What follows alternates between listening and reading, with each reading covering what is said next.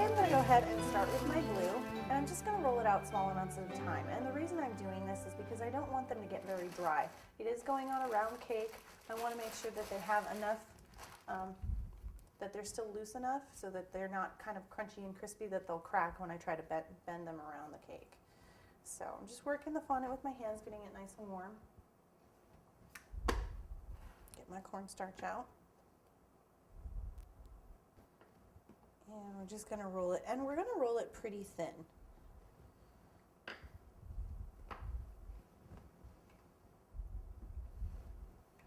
Now if you get any air bubbles in your fondant, sometimes when your fondant has been colored and messed with a lot, you'll get air bubbles. You can puncture them with either your X-Acto knife or if you have a pin, but you want to get those out during the rolling because you'll be able to hide those kind of puncture marks. And it'll make your fondant work look a lot nicer. All right, there we go. Keep going.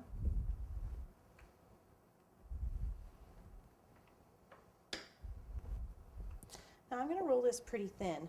Not as thin as you'd say do for floral work, but definitely thinner than you would normally roll your fondant. And the reason for that is I just think that it looks nicer when it's not sticking way off the side of the cake.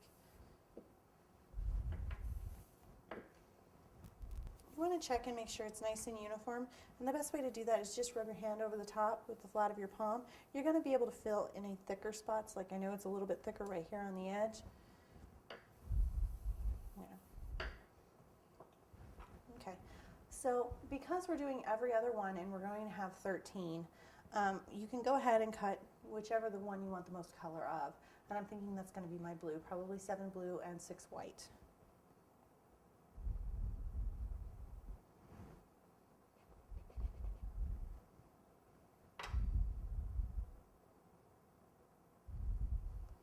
I'm just going to set that off to the side. Be careful when you're picking them up so that you're not stretching them. You really want to make sure that they are maintaining their shape.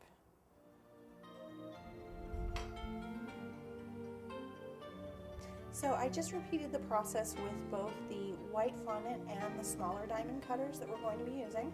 I think I'm going to do one short, so I need to cut one more small one and then we'll be ready to go.